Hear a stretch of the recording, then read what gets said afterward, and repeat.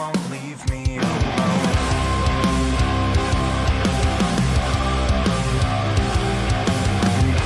Will you see yourself back in the sun? The light, it stings while the night, it sings to me.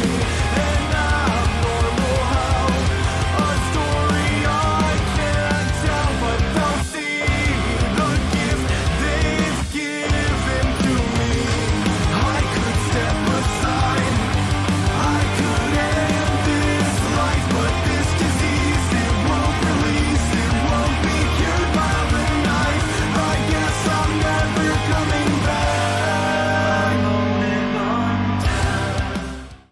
Good evening and welcome to the St. Pete by Night Twitch channel where we play St. Petersburg by Night, a massive multiplayer 5th edition World of Darkness Chronicle set in St. Petersburg, Florida, including Vampire the Masquerade, including Hunter the Reckoning, and including Werewolf the Apocalypse. My name is Kent, also known as Misha Kent on all social media. I am the host of After Dark and the lead storyteller of St. Pete by Night. And you are watching After Dark, which is our behind the scenes program where we talk to players and storytellers of St. Pete by Night, but we also talk to movers and shakers within the world of darkness. And I'm happy to announce that one of those movers and shakers is joining us here tonight. They are a content creator, they are a star on one of the well heralded streams of Vampire the Masquerade, and they are a writer for the World of Darkness. Of course, I'm talking about the Tabletop Geek, also known as April, who has been graciously and willing enough to be my guest here on After Dark tonight. You can find them, of course, on all social media at the Tabletop Geek to keep up with what they're doing. But we have so much that we can talk about tonight. But before we get into it, April, say hello and introduce yourself to our wonderful viewers and community. Well, that was one heck of a introduction, and I appreciate that. Hello, my name is April Brown. I am also known as the Tabletop Geek on pretty much every social media platform. And just as uh, Kent here was was mentioning, I don't know much more to say about that. Well, and I feel like there's so many other things I could have said in that introduction. Like, I felt like that was just a small portion of the accolades and titles that I could have thrown your way. But we'll get into as much as we possibly can cover in our first sit down of what might be many, because it seems like you were just getting into more and more cool things as the time progresses. So we'll have to talk about possibly a future sit down and a catch up after this one. But let's start in the beginning because I'm always interested to hear people's origin stories, to hear how they got into this weird and wild and wonderful world of darkness that we know.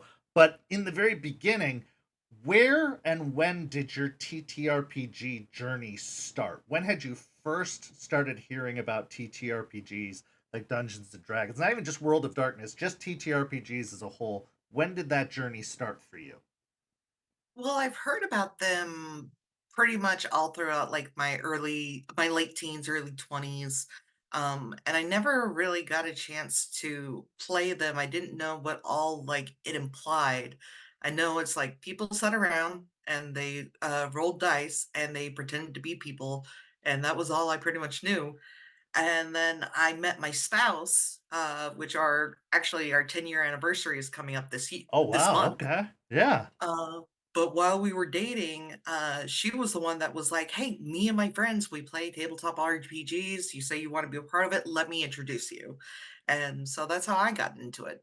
So what game were you first introduced with? Like what was your entry point into tabletop RPGs? What system did you first explore? Actually, it was Pathfinder. Really? Okay. I often hear Dungeons and Dragons, but Pathfinder is a great parallel to that. So it's another Hmm. great entry point. So what was your first character like and what class or build did you go with that character? Oh. She was fun. It was a little one-shot game, that me, my, spouse, and a friend of ours, uh, made to where it was just me and my spouse playing, and, our friend was the DM. And so the both of them helped me build my first character, and I'll never forget her. Her name was, Nymphadora, after my, at the time, favorite, Harry Potter character. Uh Perfect. and she was a half elf ra- ranger, I want to say. Okay. And I remember my favorite part about her was she had a little pet companion. It was a badger named Honey. And what can you tell us about that story or that adventure, and what was your character's part in that adventure? It was basically, it was a good introduction to how the world is, to where basically you're started off with me as a ranger in the woods with my badger pal, and then all of a sudden see I come across my spouse's character, who, just like any other character my spouse makes, is a smart mouth. And all of a sudden, like, it's kind of like, you run into somebody, and then you run into a situation, either like you find a MacGuffin or something like that, and then you have to go through certain challenges, and all of a sudden you're like, one of my favorite adversaries that my buddy at the time liked to make was spiders. So there was a point we had a big giant spider that we had to fight. That sounds like a fantastic but very also smooth introduction, because I've seen some Mhm. people get thrown into the deep end of like, okay, there's all this lore and it's this complicated, very thoroughly built campaign, which can be extremely overwhelming, especially if Right. you've had no previous exposure to it. But it sounded like it was nice and simple, and they really took you in easily into the process of TTRPGs. Now, after your first experience, after your first session, were you immediately hooked, or did it take a little bit of time for you to kind of find a love of this particular hobby? Because it can be an adjustment period for Mhm. some, but I've also seen other people just like become obsessed after their first Right. session. With me, it took some time to really get my feet wet, because so did a couple of little campaigns with my spouse and some friends before, played another D&D. I want to say this was a fourth edition game. This was right before fifth edition came out, with some friends that, of course, I found the biggest challenge of any tabletop RPG adventure is scheduling. Always. It is the Always. BBEG of all TTRPGs is scheduling. Absolutely. And then played a little bit of a uh, Wheel of Time tabletop game, which, my spouse loves those books. I've never read them, um, but it was a very interesting campaign, and it made me want to be more interested in the book series itself. Uh, and then there was actually a point that we had a couple of friends that wanted to start up a Star Wars campaign, Okay. and I am not a Star Wars fan. I, I don't have Really? any. Okay. That's a whole different can of worms we could get into, but okay, continue, please.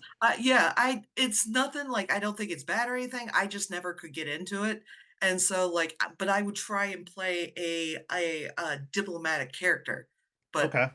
I was trying to play a diplomatic character who did not know this universe whatsoever. With very little actual overall knowledge of the setting, but still Yeah, trying to be diplomatic. Oh, well, I appreciate that, and I'm actually in awe of that, because that is a huge undertaking, especially with people who are obsessed with Star yes. Wars. If you're playing with any of them, you've got to like walk on eggshells to try and make sure you don't set off one of their triggers. Were you really into fantasy or sci-fi at all as a child? Like, was that a big part of your life, or was this sort of the start of a love of that kind of thing?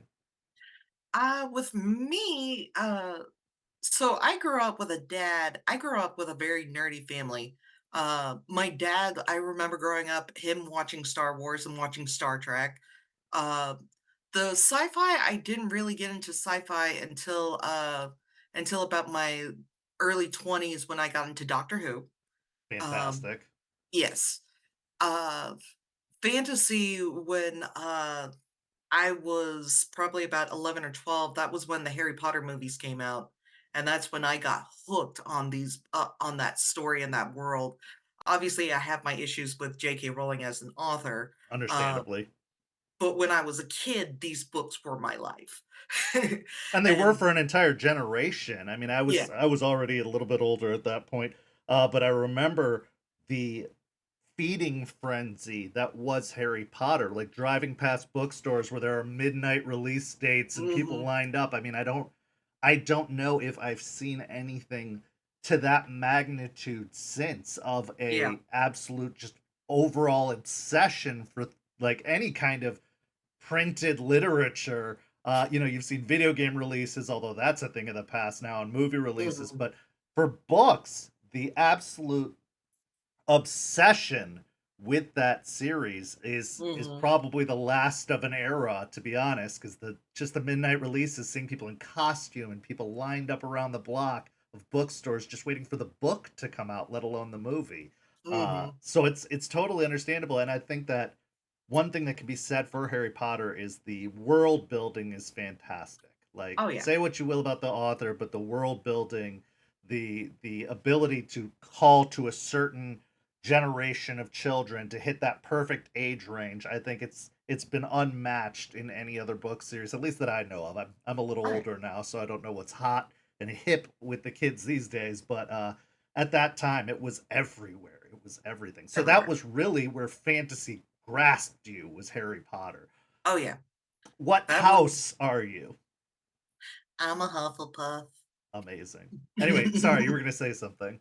No, I was gonna say, like, growing up, like, when I was a kid, I loved these books, and now I see some of the issues that people have and all that, but I just remember that world. I wanted to be part of that world to where you could, like, find that hidden passageway, and you went to an entire different world from your normal everyday life, and that was something that was very powerful to me, like a secret society just under your nose, which is probably why I like World of Darkness so I much, was but gonna say the parallels also between that Harry Potter setting and the World of Darkness setting. Yes, one's a little darker and edgier and more adult, Mhm.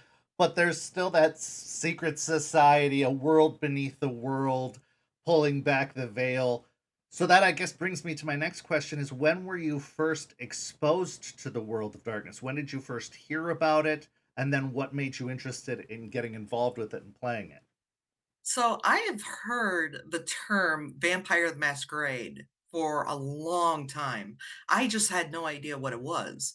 My spouse told me that she had some friends that had played it in the past, and all I thought about was a bunch of people in black dresses and black masks pretending to be vampires, which truly ain't far off. Not wrong, not wrong, especially on the LARP scene of the 90s and early aughts. Like, that was it. You were dressed as like a Matrix character, and you were just walking around like a bar or a club or something like that. So not too far off, Oh honestly. yeah. The way I When found out yeah, about the game itself and, like, the different clans and all that was, at the time, uh, I was really big into, Critical Role, and on the same YouTube channel as Critical Role, they started up, LA by Night. I was yes. like, "Oh, it's that game! It's that game that everybody's talking about. Okay, I can watch it." And so I got to watch the tabletop version. I was like, "Oh my gosh, it's a secret society underneath everybody's noses. It's in modern day. People have technology. It's not the same thing as like, D&D where you're pretending to be like in the Middle Ages and all that, although there are parts of that in World of Darkness. But I was just like, "Oh, this is so cool." And I was like, "I've gotta get in on this. I've gotta find a game," but I didn't know who could play. But luckily, I was living in Athens, Georgia at the time, and I had a bunch of friends that, there's a little goth community in Athens, Georgia, because a couple of DJs made a goth night. And actually, you'll know one of these DJs. He goes by DJ Goth Daddy, who's also the lead singer of Vision Video. Yes. Oh my goodness. And actually, I've heard a lot of great things about Athens, Georgia, as a community. That Hmm. it's almost similar to a Portland or something like that, where it's just this weird little wonderful community surrounded by a very conservative, deep South style, area. And it's huge in stand-up comedy, but also apparently the goth and creative community, which Hmm. is fantastic. I So when did you? remember. Oh yeah, go ahead. Oh, sorry, No, sorry. go. I'm I thrilled here. remember Patton Oswalt, the comedian. He stopped by Athens, Georgia once, and he actually did a joke, and you can find it on YouTube, to Mm-hmm. where he tells people, he says, "This city is just such a mind blink." And he tells everybody, he's like, "Okay, who here is under the age of 30? Okay, here's the thing. In about 5 years, you have a decision. You either have to leave or you never leave, or you stay here You for stay the here rest of your life." forever. 'Cause it's not the real world, and to be honest, like, I left Athens, because my, spouse got a job offer to where we had to move across the state, and looking back on it, I'm like, "Yeah, it really wasn't the real world, it's a fever dream of a place." No, I've heard that about like Austin, Texas as well, that there's just these places, these little pockets that are Mhm. almost this surreal community. And when you leave them, you're like, oh, I didn't learn anything. Like, I didn't know at all what the real world was like. And now I'm out in it, and either you can go back or you don't. It's just this crazy thing. So I love that you're from Athens. I love that you mentioned Patton Oswalt. We're Mhm. already clicking on all levels because that's where I'd first heard about it actually. So when did you actually get the opportunity to play your first game, and what was your character like? What clan? So the goth scene had a little Facebook group, and I figured, who better to ask if anybody's played Vampire the Masquerade than the goth group in town? Well, sure enough, so I posted in this Facebook group, "Does anybody play this? I really want to play it." And sure enough, one of my buddies who I knew from the theater scene was like, "Hey, I've actually been talking to a couple of people that want to start up a game. Would you be interested?" I'm like, "Yes." So a few months later down the line, he finally starts it up, and I got spoiled on this game. Because to keep in mind, my buddy who was the storyteller at the time, he was a forever DM, but it was more of his choosing just Mm-hmm. because, like, that's how detailed he is with it. Like, he would much prefer to build the world than to have a world for him to be in. Mm-hmm. He's also has a master's in theater. He's been doing directing for community theater for some time. He worked for the theater department at UGA. So the man knew how to tell a story and to set a scene. And so I got spoiled on that.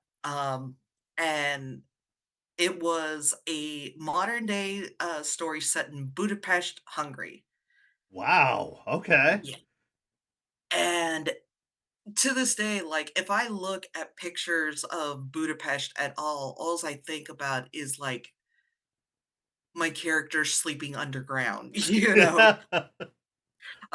during the day. But I had a I s basically, the way he did it was, we didn't choose our clans. He said, "The way you do it is I'm gonna have you roll, because you don't choose your sire chooses you." Right. So, we had a basic idea of a character. The idea for my character was, she was this, 30-something divorcee from Nashville, Tennessee, who was basically backpacking through Europe trying to find herself after she, planned her entire future around a man who ended up leaving her for a rising star country singer. Um, and that was the basis of the character that I had.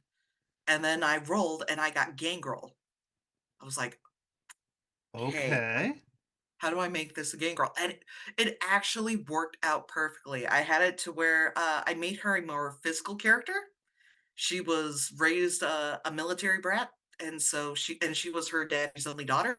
So of course he put her in every like self-defense class he possibly could. So she knew how to handle herself, which Right. is why she felt comfortable backpacking through Europe by herself.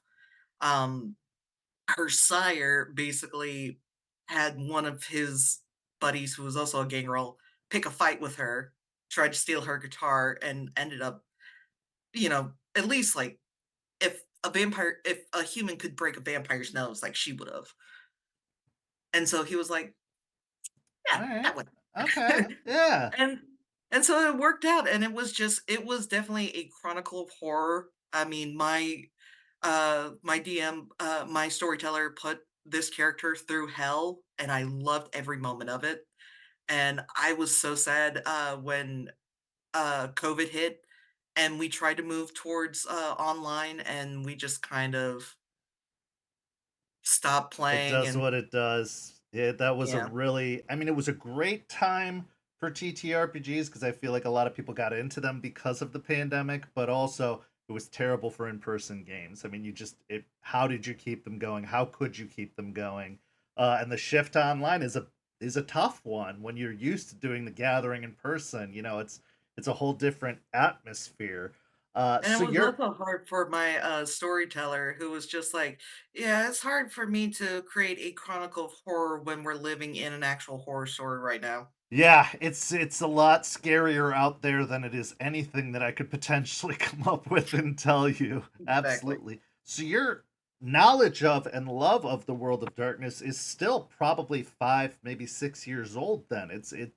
You're still what I would consider to be fairly new to the entire Mhm. setting. That's amazing because you've done so much in regards to World of Darkness in that time period. So that's even more incredible and more admirable. I want to go back to something that you'd mentioned, which was theater. I am a theater kid. Have been doing theater since I was 5. So Mhm. I totally connect to you. Do you have a theater background? Was that a big part of your coming up and upbringing before getting into TTRPGs and stuff like that? Yes, I got into theater when I was in my late teens, Okay. and I did a little community theater. This was when I was living in a tiny town outside of Athens. So everything that we did was like it was a show once a year, and it was a very country themed show. Uh, Very goofy, very silly. But it was good that I did that because like I was still trying to find my stage legs. Like I was talking like this and all that. It took me a while to develop that big personality of taking on character. And then, when uh, shortly after my spouse and I got married, I was like, I want to get into theater, and I want to start doing some things in Athens. And I and it was great because my first show that I did in Athens was with a little community theater, to where it was The Lion, the Witch, and the Wardrobe, and I played Fenris Ulf, captain of the Witch's Secret Police. That's amazing. Yes. So this was my early stages of getting into Gangrel. Right. And pretending to be this wolf, having this epic fight scene with like this 8-foot wooden axe, literally 8 foot, like they brought it out of the prop department and it was tall, and we were like, oh, we can cut that. And then with the fight choreographer was like, no, no, no, no. I have an idea. Yeah. Oh, that's Uh so cool. Okay, I'm sorry, keep going. So I did that for a little while. I got into theater for a little bit, and then I got out of theater because I was busy doing local politics, which I don't recommend. I No. was At the time, I was the chairwoman of the Libertarian Party of Athens. I'm not a libertarian anymore, but I was the chairwoman, and that left me with literally nothing else, nothing to do.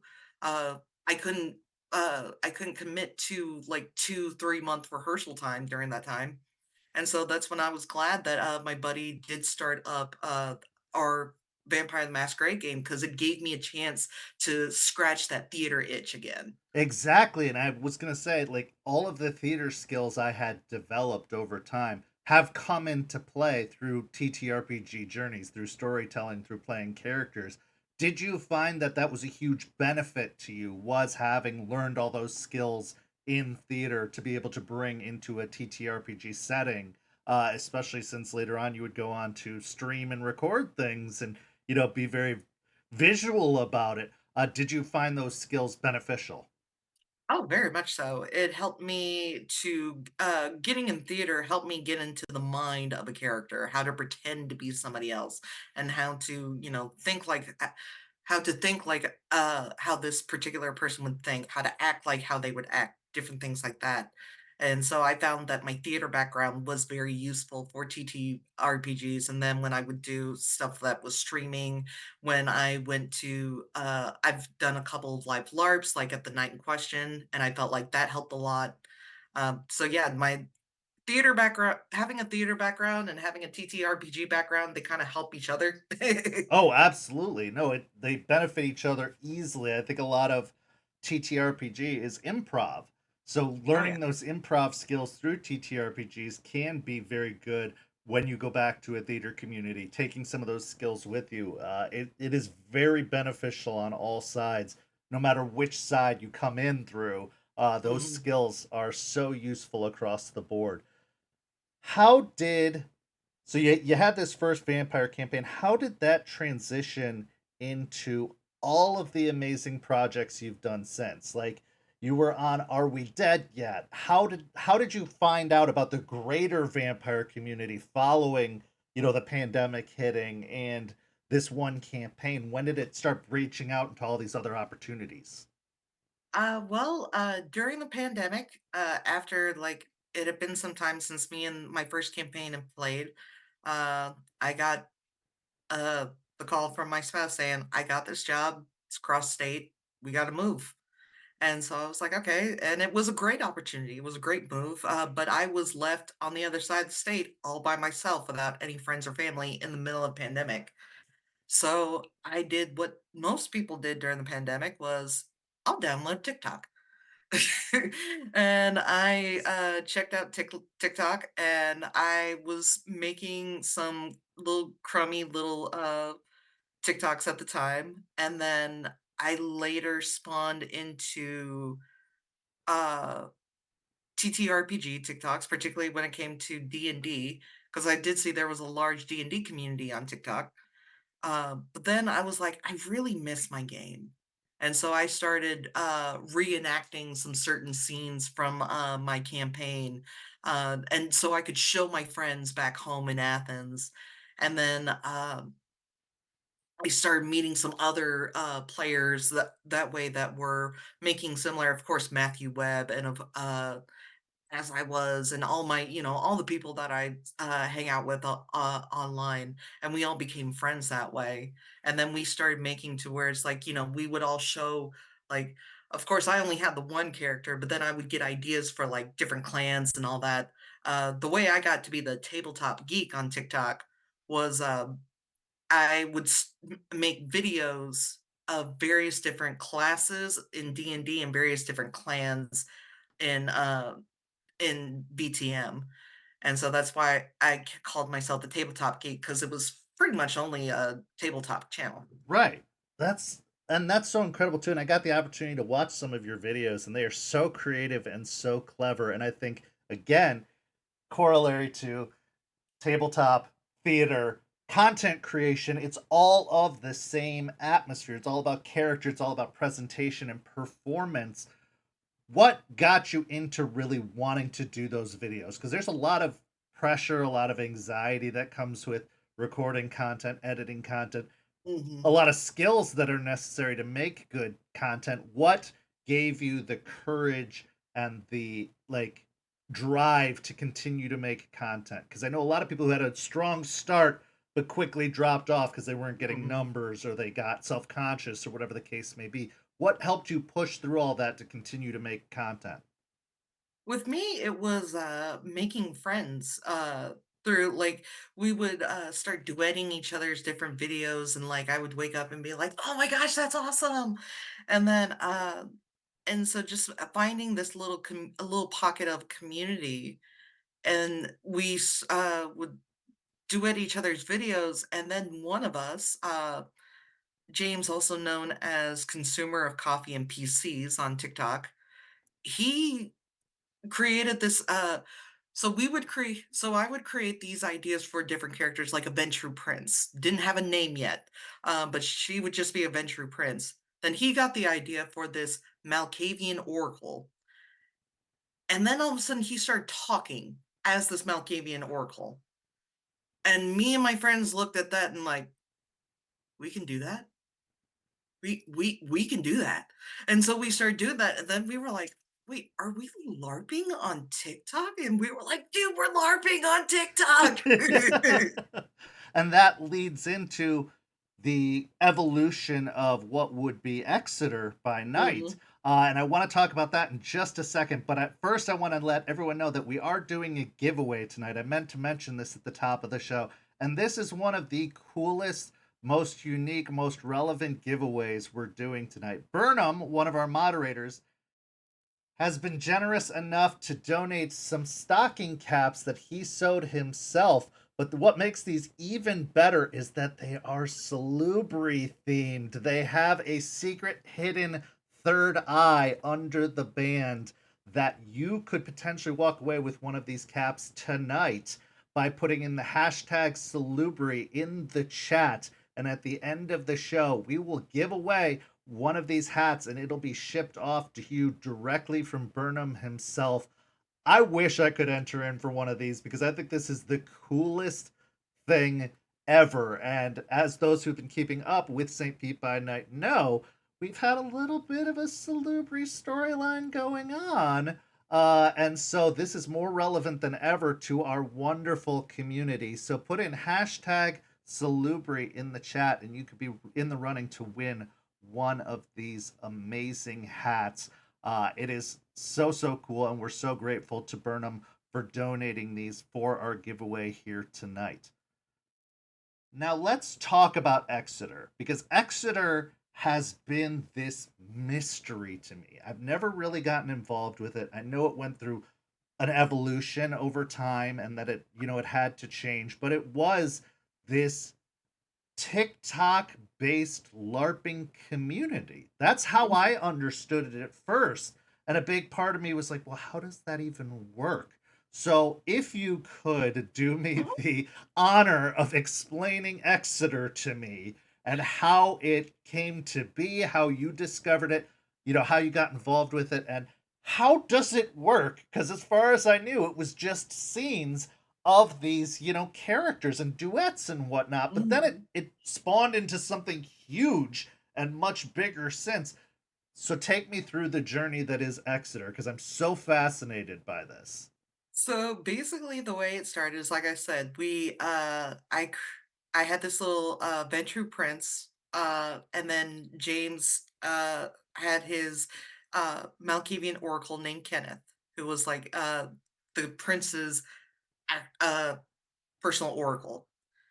And from there, we all just kinda me and, like, the friends that I made, we were just kinda interacting, and then we were like, somebody suggested, "Let's make a Discord." And it was just, like, 5 of us, or, like, 5 or 6 of us, that were, like, okay, and it was just gonna be like, "Okay, let's have the Anarchs and the Prince, fighting over territory," because that's what the Camarilla and the Anarchs do.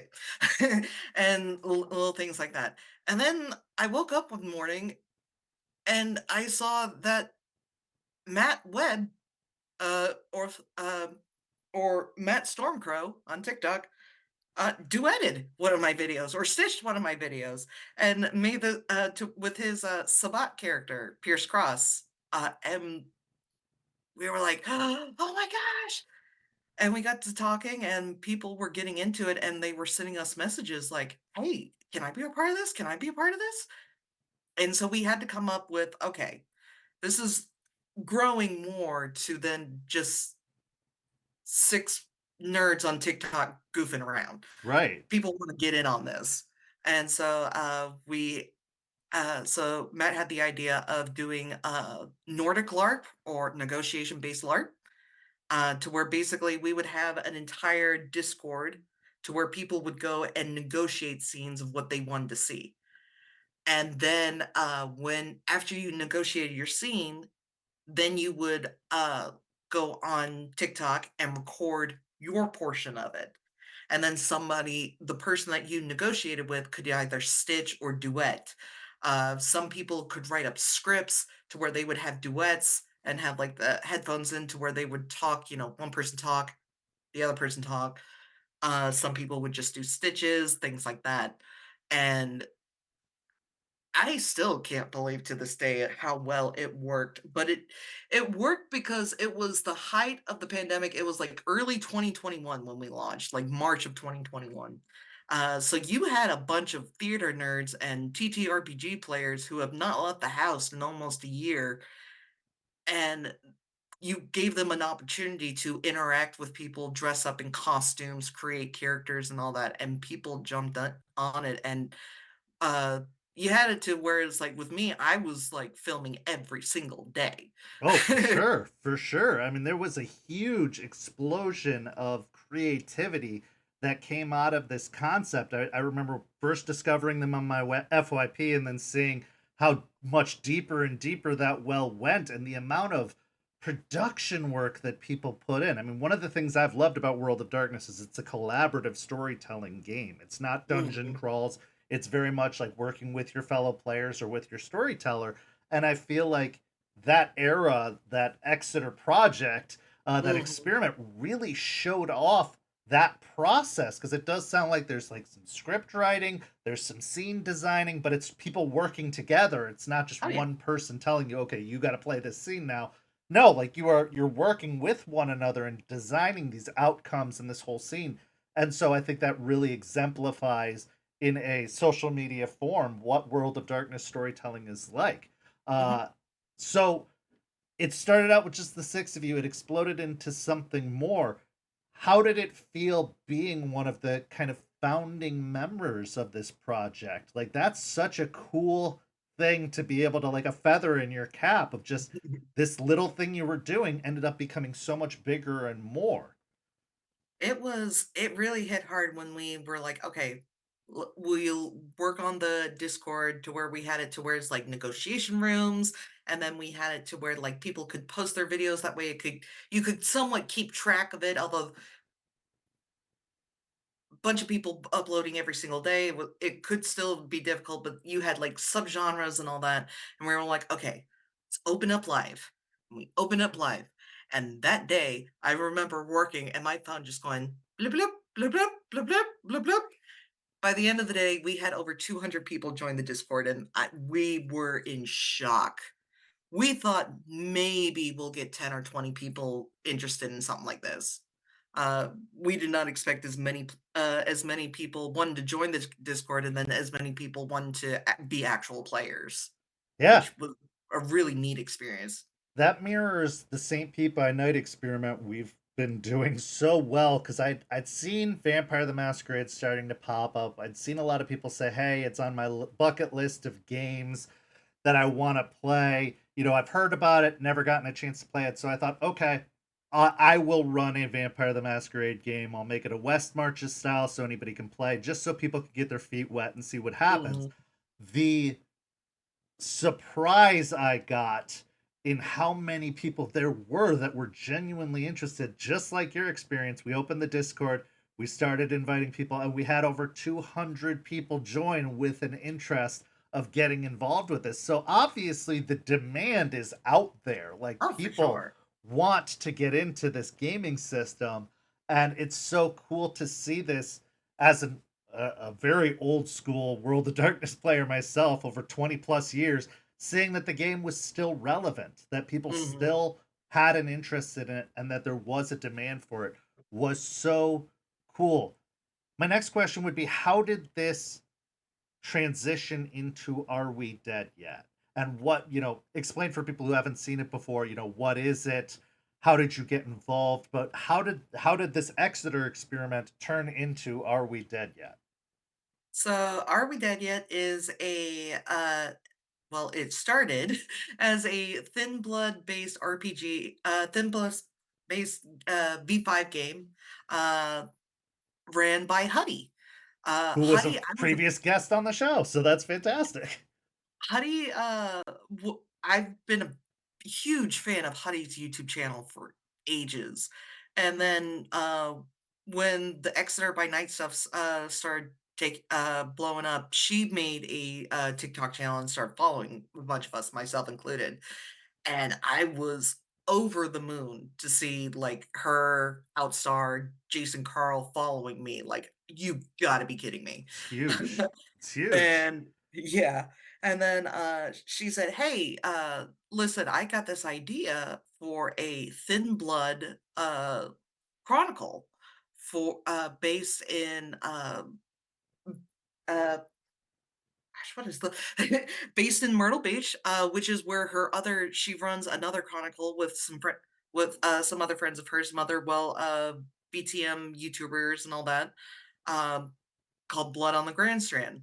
And this was basically to be like a little spin-off of it. It was to be set in the same universe. The characters from the other show would come on to ours and all that. And she was like, I would love to have you be a part of it.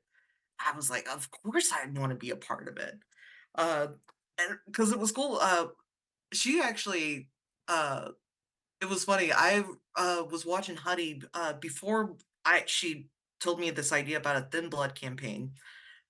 She did a one-shot game on World of Darkness official channel of, the Sabbat game, and when she was describing the prince of that city, I was listening to it, I was like, "That prince sounds familiar."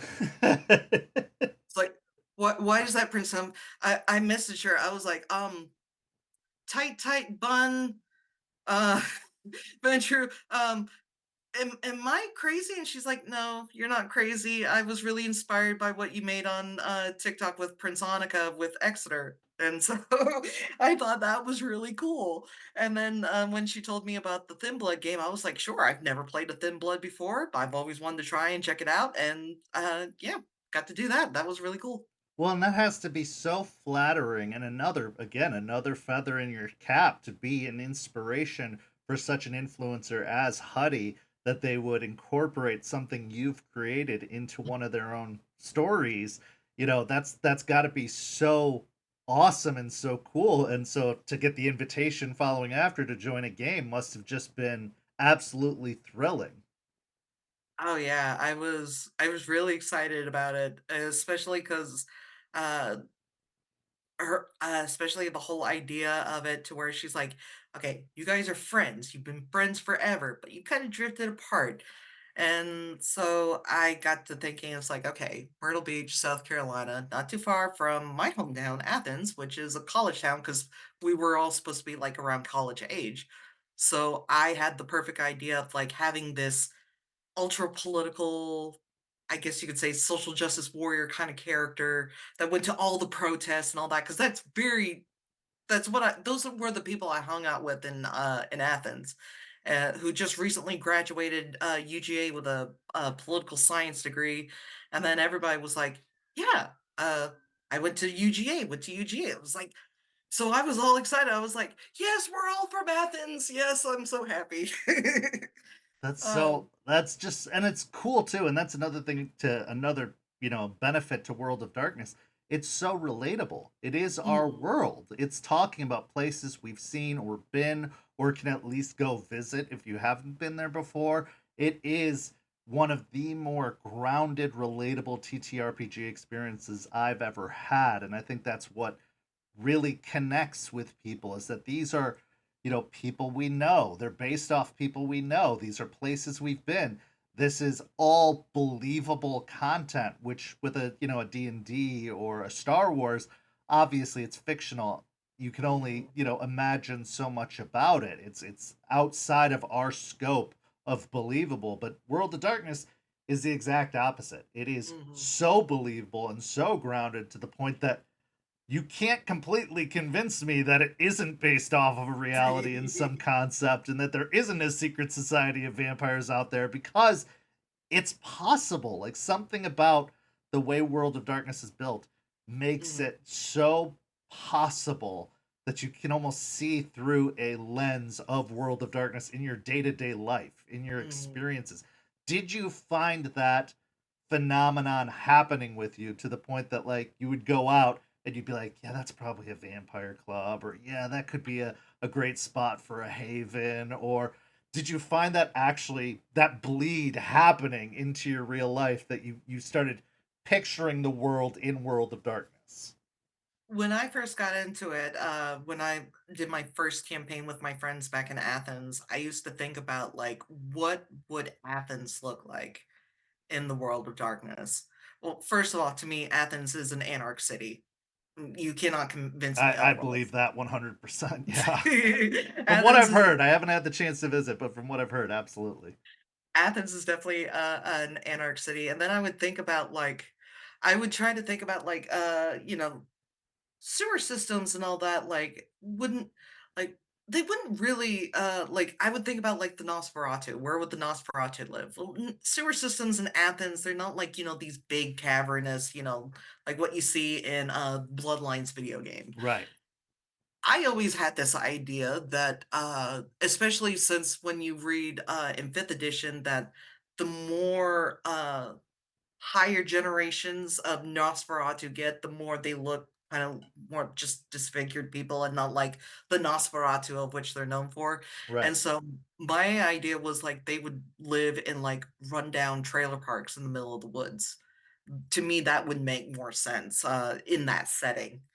They would probably live more out in the boonies or in the sticks to where they could be away from people. Right, right. I think that that evolution in the storytelling and in the system of the blood's thinning, so the deformities aren't as alien, Mhm. aren't as. I think that's so. It's the evolution of the game. The Yeah. because Nosferatu, you were a masquerade breach just by existing, and now Hmm. not so much. Now again, they're grounding it. They're making it relatable and believable, because I'm sure we've Hmm. all at one point or another encountered somebody in our lives that were like, if you told me that was a Nosferatu, I wouldn't be surprised. Like, I could totally believe that. And I think that that's cool, that that's the direction that the game is headed in, and that they have still tried to make reality a really important part of the building of it. Hmm. That and also, like, you see, like, some of the there have been plenty of buildings, like, even here, I live in, Columbus, Georgia now, to where I look around and I'll be like, "You know what? If you were to tell me that's an Elysium, I'd believe you." Absolutely. No, I found that when I moved to Florida and into St. Pete, which is why that's become the game that I run. Is I just saw so many places that I was like, this is such a vampire city, and it's a Mhm, Toreador city, no less, because of the art and all this, and that's what ended up being the inspiration for the game. But yeah, you can see it. I think once your eyes are open, once the veil is lifted, you see beyond the masquerade, you can picture it in your world. You mhm. can picture it in your day-to-day life and in your settings, and I think that's so cool. You, in your 6 year 5 6 year journey of Vampire the Masquerade, of World of Darkness, have accomplished so much. But more than anything else, I think you have accomplished the dream of so many World of Darkness players, in the fact that you got the opportunity to become a writer for the official World of Darkness. So I'm going to change the screen here to show you off. April is a writer on the Bloodstained Love supplement that was released earlier this year. And if you can see on the credits there, I've circled in a little red box the name April Brown, because our fantastic, wonderful, amazing guest here was one of the contributing writers to this book. So let's talk about that. Okay. How? That's the first exploding question out of my brain. How did this happen, and what were you feeling when this became a reality? But yeah, how did you even get selected, picked to become a writer? Because that is just, that's like getting picked to star in a movie in my mind. Yeah. Having read so much material from them over 3 decades, how did you get to join that elite class of people and get involved in this? Well, the way I did it was, it was honestly sh sheer dumb luck, I think. So, I went, the last I believe it was 2023. 22, 23, I believe, is when I went to, no, 22. 2022, I went to my first and so far only uh excuse me, my first ever night in question out in Austin, Texas. It's ran by my buddies Matt Webb, Matt Stormcrow, and my buddy Jonathan, also known as Noxaturnus on TikTok. Their company Jackalope. This huge blockbuster style one night one shot of a Sabat game at a, which is set in in the 90s during a illegal rave, and it's basically a giant shovel party. Um, but when you're playing as a human, you don't know that until like you get bonked over the head and thrown into a grave. Well, while I was there, I met Outstar. She was the player guest of honor, and she and I had followed each other for a while on social media, so we got to talking.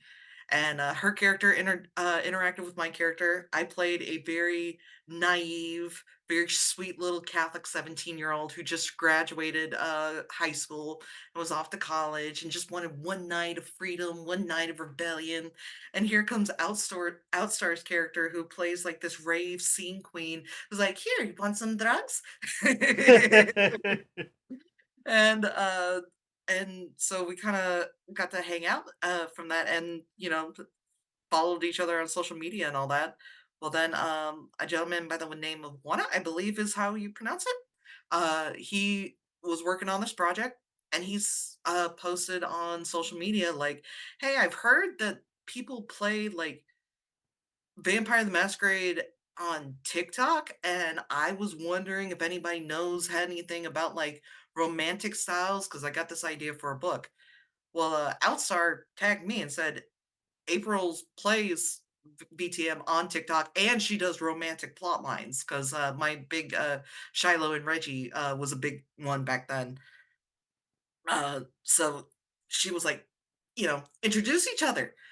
And so I got to talk to him, and he was telling me, like, yeah, I've got this idea for a book to where basically teaches people how to play romantic characters or play romantic plot lines in various aspects of RPGs. So whether it's tabletop, LARP, or anything like that. And I found out that there's this subgenre of players on TikTok, and I have no idea what it's about, and I would like to learn more about it. And so I showed him some of the work that I did, and he said, "This is fantastic." And he was like, "Do you know anybody who can write this?" And I was like, I could write something." Also and me? and he was like, "Sure." So yeah, basically talked to him. He gave me an idea. I was in contact with him and his team, and I was like, "Okay, so what do you want me to write?" He was like, "Just basically tell me how you would create a scene, how you would create emotion, and all that." And I would just describe like some of the benefits, like one of the biggest benefits of playing romance on TikTok versus like RPG or tabletop or LARP is that you don't have that awkwardness of being in person. There's a Um, separation. Yes, yes. absolutely. So there's some of that separation, and you can do some things like, lean your head towards the camera on one side, and the other person, when they do it, they lean on, and it looks like you're kissing and all that. And so you can kind of fudge some things around, especially like uh, you can have a romantic heartbreaking moment, of which I did a lot with Shiloh, of like the blood tears of the fake blood running down your cheeks. You can have emotional music set, which I made several people cry numerous times from what they told me. And so it was those things to where basically I was I gave step by step instructions on how you would uh, provoke such emotional scenes within a TikTok if that was something you wanted to do. So, for those who have this book, which sections, if they wanted to find out which parts were written specifically by you, is there a particular section of the book or certain passages that they could look out to find your specific writing? Yes, there is an entire section that talks about TikTok. And it talks about a couple of different things, but it's mostly like it mentions TikTok, how to play like it basically talks about the different avenues to where you could play romance. So TikTok, that's my entire section. After that, then it talks about like if you wanted to exchange like love letters between two characters and how that would be and to me that's a very fascinating Oh, it's thing fantastic. to think about, especially when you think about like the Pony Express with the Camarilla and all that. Uh, so different. So, but whenever that entire section that just talks about TikTok, that is all me, and I'm just so proud of it. That, yeah, and you should be. I mean, what an incredible accomplishment. And I've had the pleasure of reading the book, and it is so incredible. And I'm so glad to see that passage mentioned because as a group that started on TikTok, moved to Discord, plays solely online, it felt like it was speaking to us. And so we got a little bit of a little bit of joy out of seeing that and to see that community or that gameplay style represented in these modern books, in these more current books, is fantastic because it makes us feel like we must be doing something right. And it's just so good to see that representation.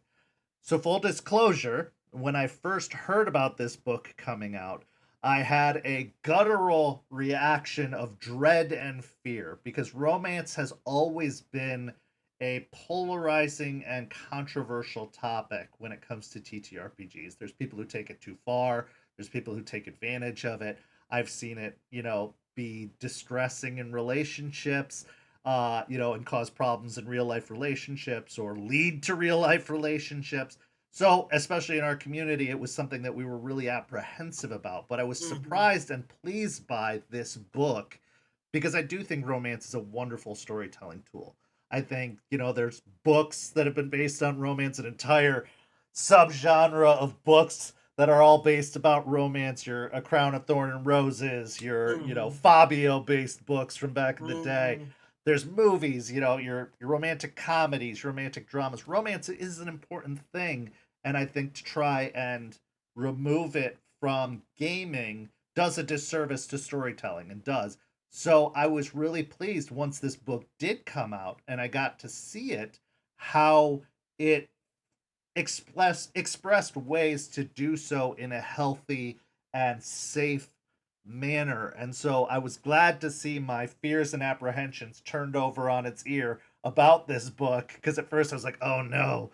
Like, I remember a time when it was a very toxic game to play. Vampire the Masquerade Mhm. brought out all the monsters of real life into an environment where they would take advantage of.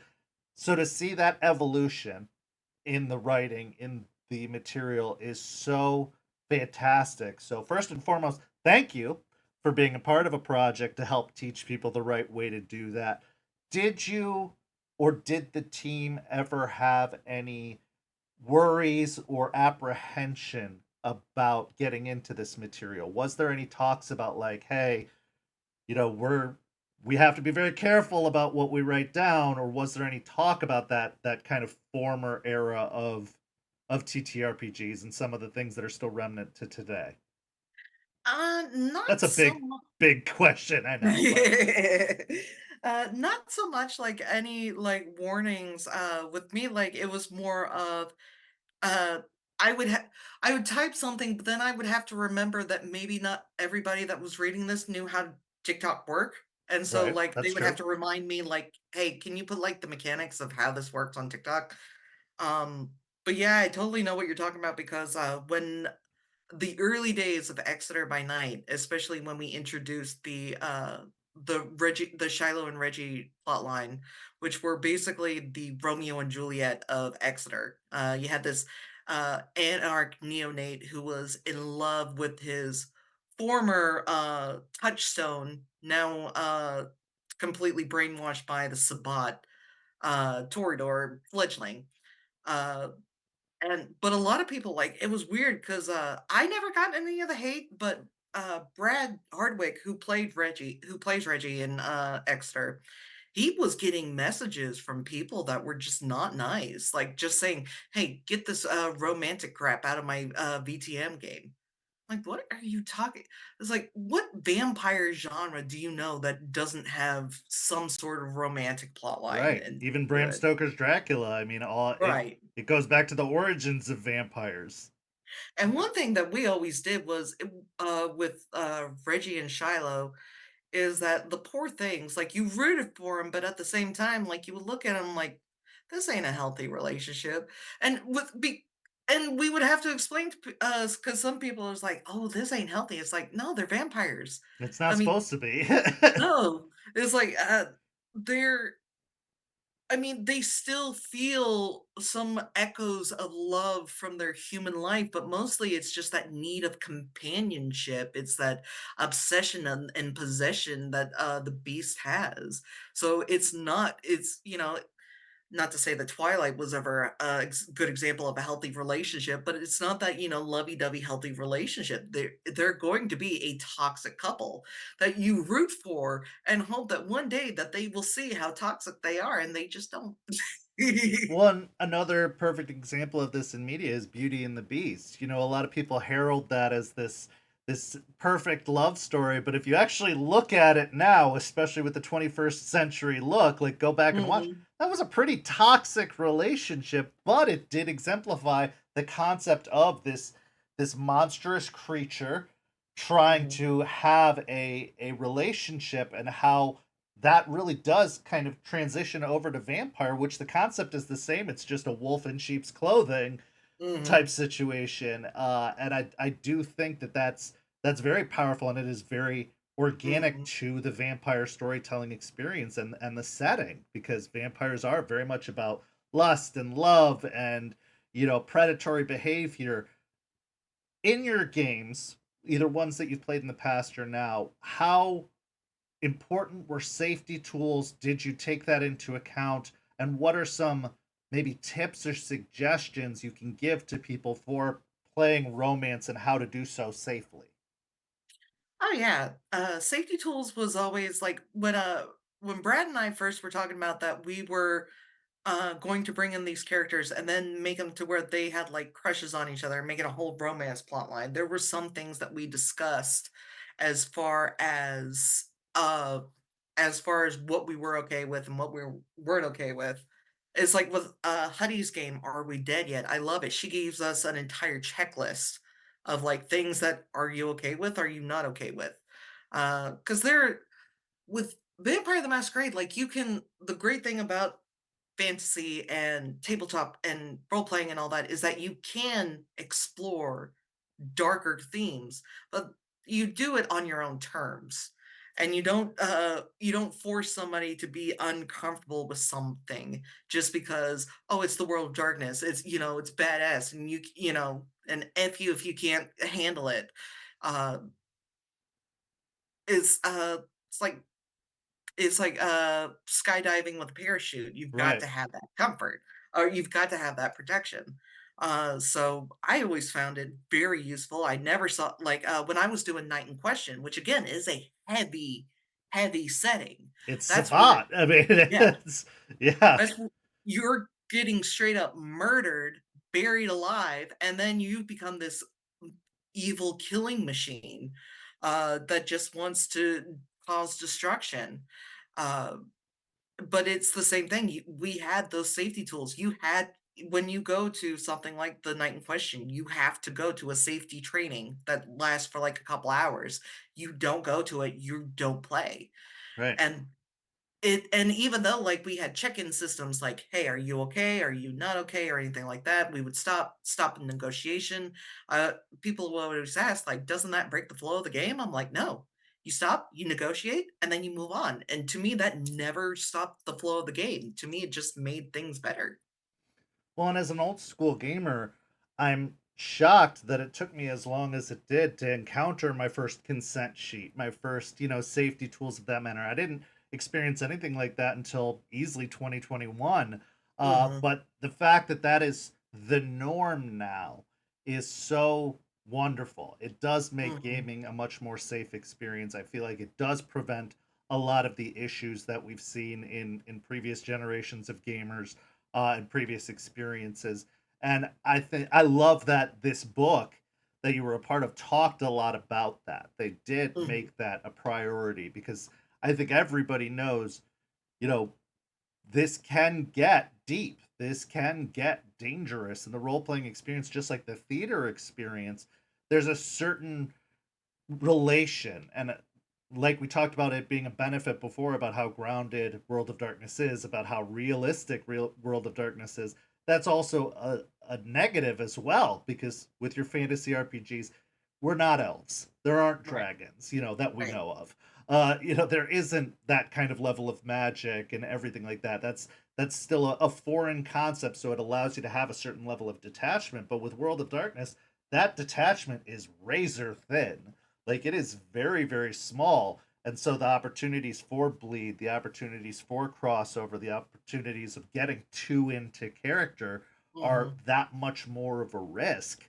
And so I'm glad to see that you practice and preach it, that this book practices and preaches safety tools, and that these conversations are happening because they didn't for a very, very, very long time. It was not normal. People just threw themselves into these situations and, with very strong consequences coming out the other side. As someone who is married, has a partner, how does romance in TTRPGs, how do you keep a healthy, happy relationship while also engaging in romance and TTRPGs, especially if it's with people who aren't your partner? Do you have any Mhm. suggestions for people with that? Because I've seen it done well, and I've seen it more commonly go very, very poorly. Yeah. And would you have any advice on that, or can you give any like experiences in your own personal experience that you could relate to people? So one of the things I did, so this was back when I was first doing like Exeter and all that. My spouse and I were monogamous. We're now polyamorous now, but my play partner Brad, still monogamous and all that. So wanted to make sure. Uh, my big thing is like with me and my spouse's relationship, we're very secure people. So when it comes to our relationship. But we're also constantly talking. I'm not hiding anything. I'm showing like, look at this. And what was funny is that like she would see the romance stuff and she'd be like, eh. But she thought was cool that a Sabbat priest was brainwashing a little Toreador fledgling with no like supernatural powers, just sheer indoctrination. She thought that was the coolest part of that story. Uh, but it was one of those things to where it's like, okay, so especially for somebody who was two people who were playing a romantic couple who were both in relationships, my biggest thing was I don't want your spouse to be upset with me. I Right. don't want them to think that I'm trying to step on any toes. I don't want them, to think anything like that. So you tell me, so you talk to them, what are they comfortable with? Let me talk to my spouse what we're both comfortable with, and then we'll discuss what we're comfortable, so everybody kind of gets part of the conversation. Yeah, they're It's part of that consent process because, exactly. you have to be considerate of what they feel on top of what the people actively involved feel, and communication also. Sorry, continue.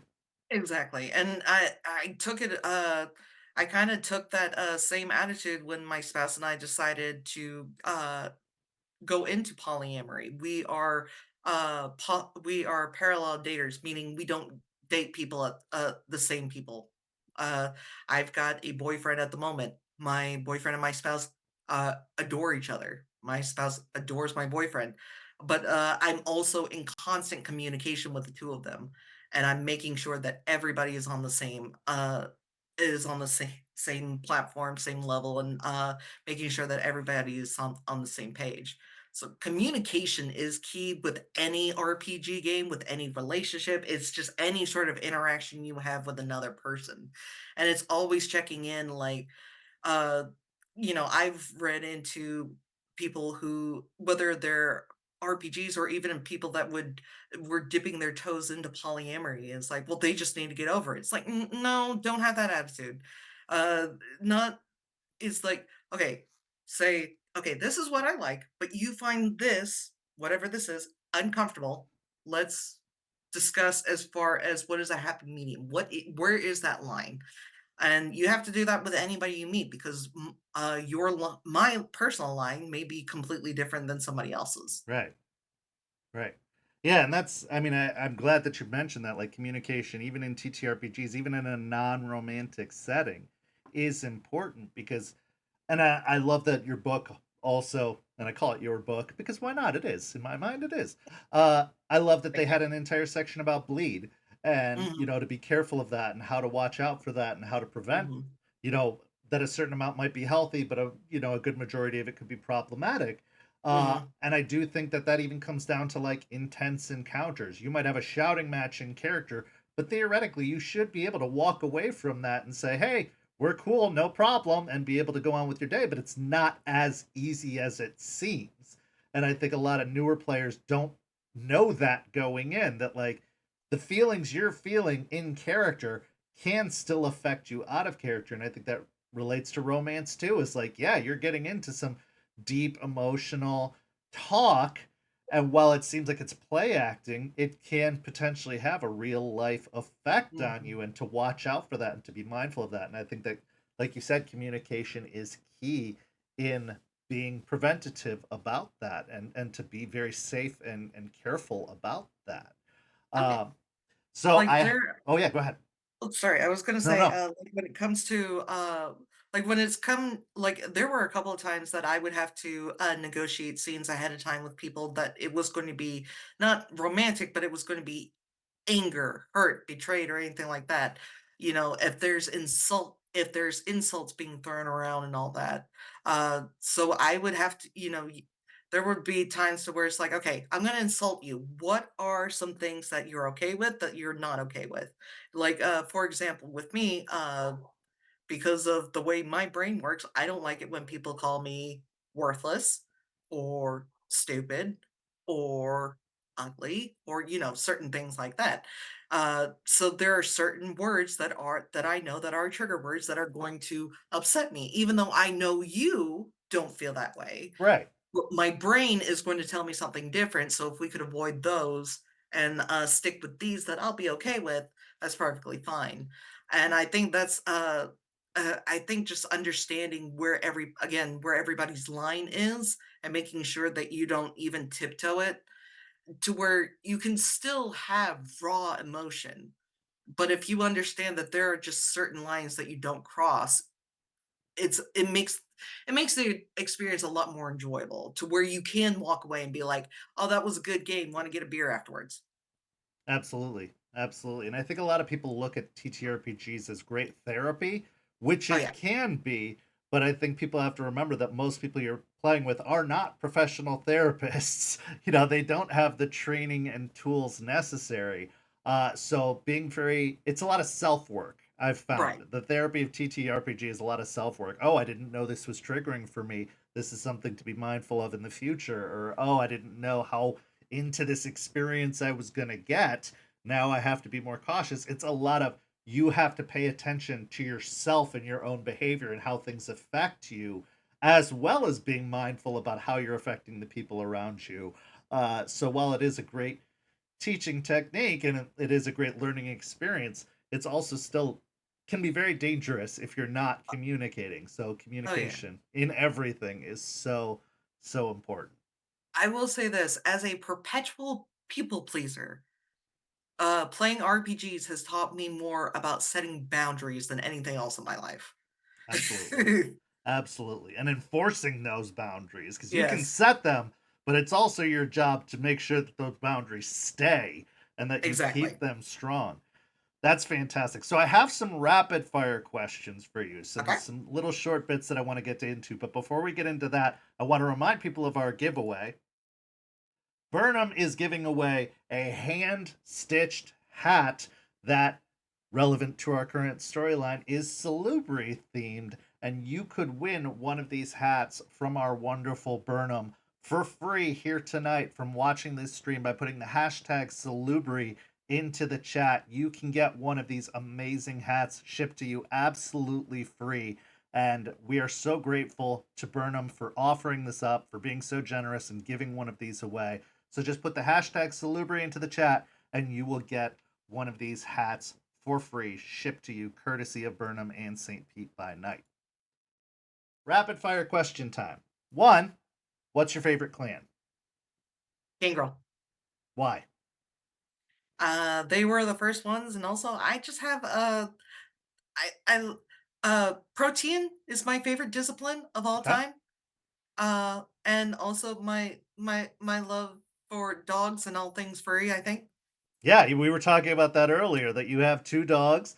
As an animal lover, it absolutely makes sense. And I found that Protean also has one of the, or more of the more stereotypical vampire powers, the ones we were raised on, the ability to turn into a bat, the ability to, control animals, the ability, all of that is stuff that we associate with vampire mythos going back to the origin of vampire mythos. There was always talk of animals, so that 100% makes sense. What's your least favorite clan?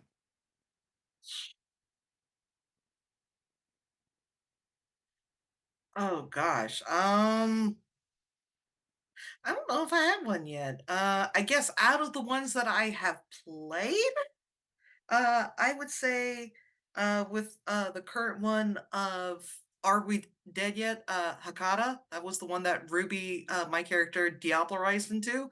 And I realized, wow, this is this is like hard mode. Yeah. What is a clan that you've always wanted to play but haven't had the opportunity to yet? So, what's one that interests you but you haven't actually gotten to dip your toes in, that you'd like to eventually? I was actually going to be part of the streaming show that was going to be set in Las Vegas, and it was an AR game, and I had this character of clan ministry.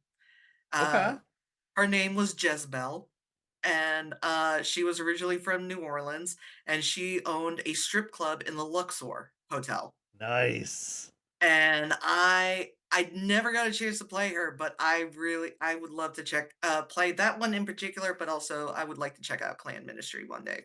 Ministry has a fantastic, rich lore as well. So, I Mhm. definitely recommend taking the opportunity to.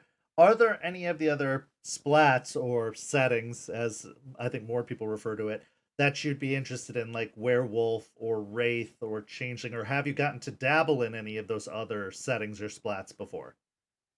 The most I got to dabble into was, and some people say, "Oh, why that one?" Was Demon the Fallen. We had a brief one to where it was just like me and a handful of friends were playing like when we could on Discord. And we had this idea for like a fictional city and all that. And I had a great idea for a Scourge Ravenger or Ravener.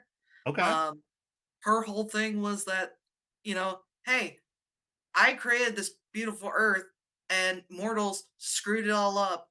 And now my entire job here on earth is just to mess with the oligarchies and like make billionaires want to unalive themselves. And so that was fun. I do want to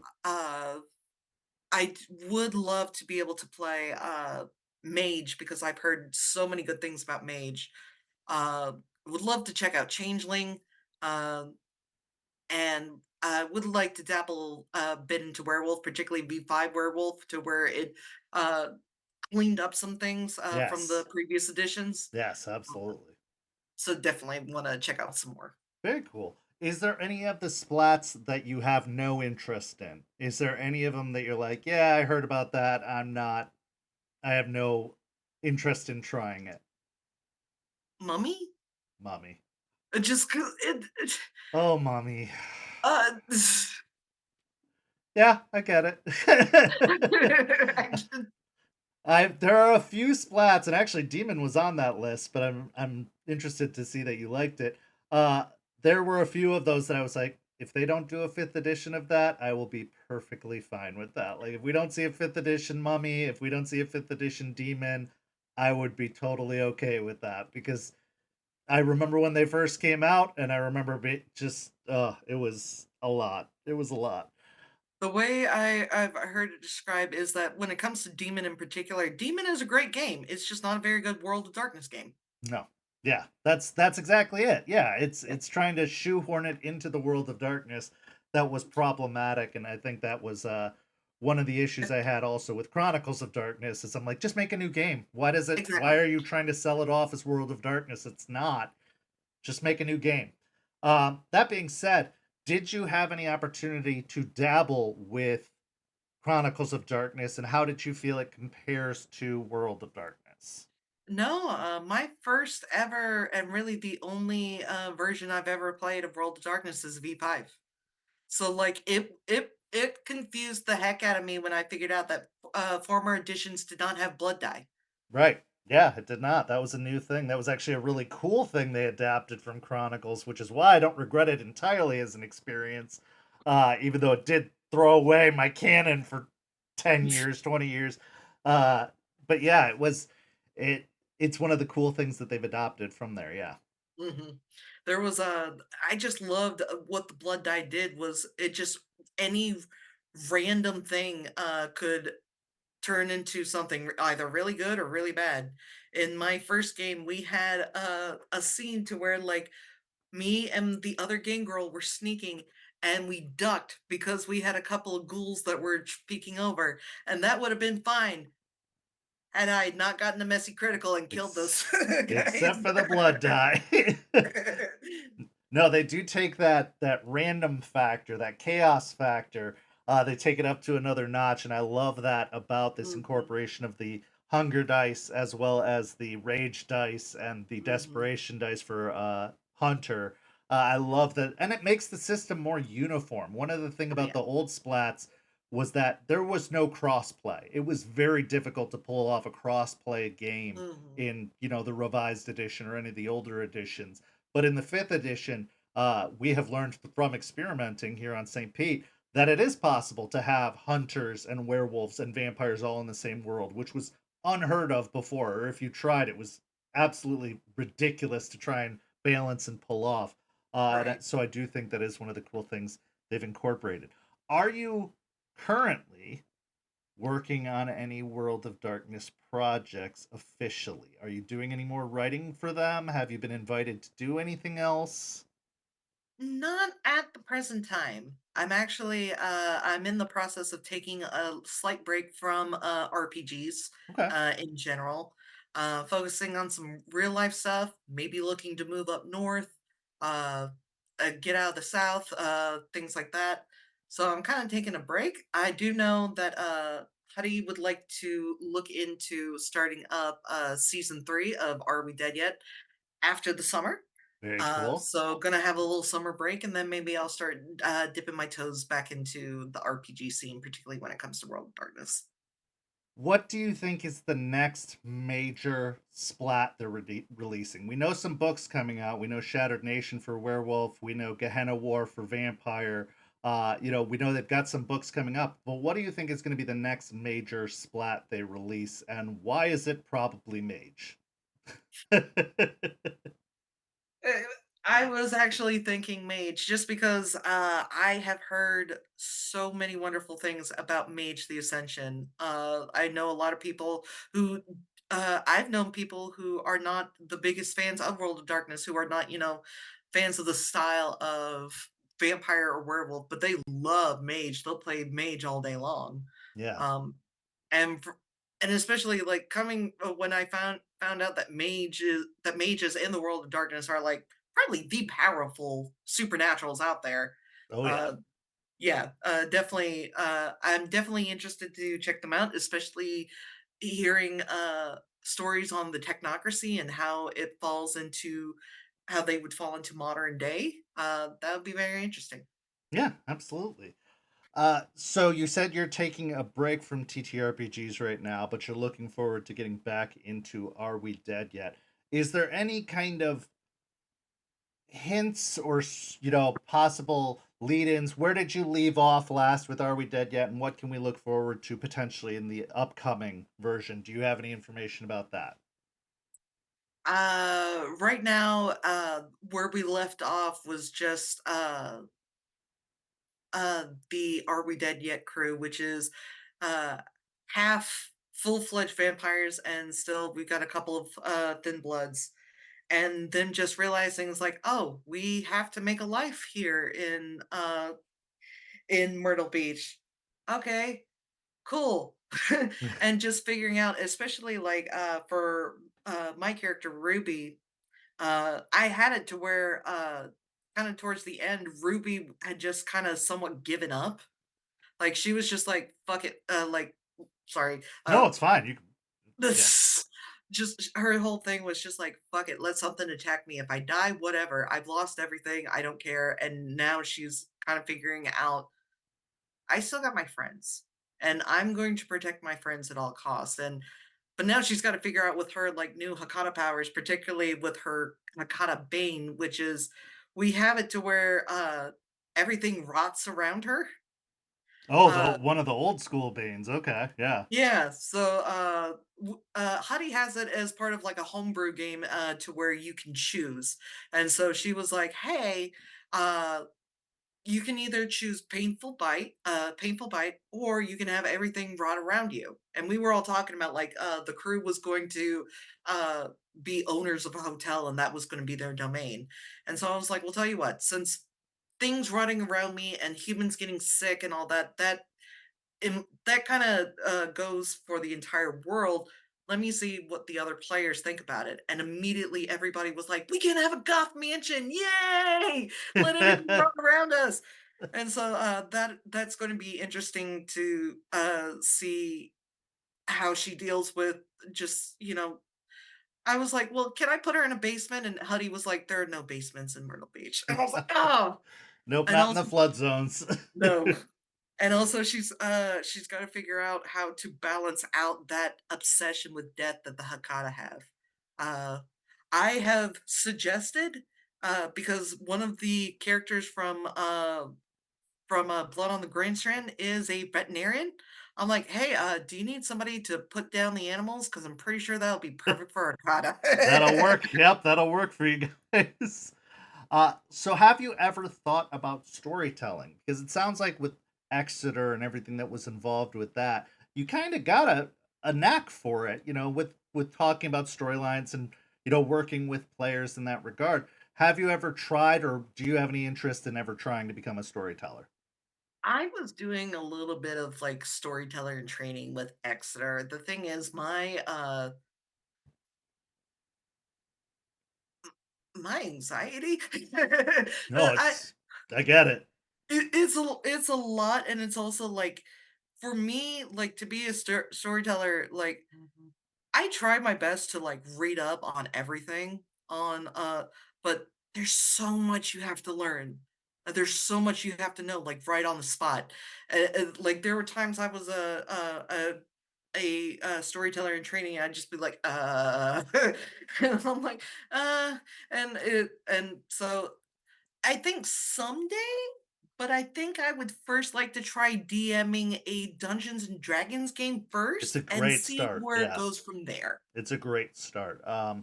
I've found that I'm a forever DM, forever storyteller. That's just the role I always find myself in.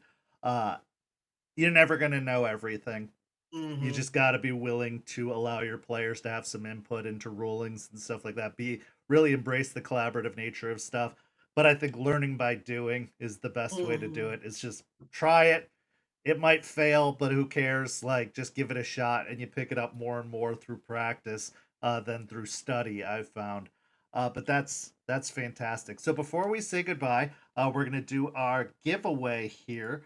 For those who have not had the opportunity to enter yet, you can get one of these cool stocking caps made by Burnham himself. But anybody who's been putting the hashtag Salubri into the chat all night long is in the running for that. So if you haven't gotten to, this is your last chance to enter into this giveaway. Just put that hashtag Salubri in the chat and you will be in the running for this hat. So let's do that drawing now. The winner of tonight's free hat from Burnham is Cole Dark. Cole, congratulations. You have won a free hat from Burnham. Fantastic. Enjoy. I'm sure you down in Australia is going to need a wool knit stocking cap more than anyone. Just kidding. but I think you'll love it regardless. It is amazing, and thank you so much to Burnham for giving that as a giveaway. It is a wonderful, wonderful prize.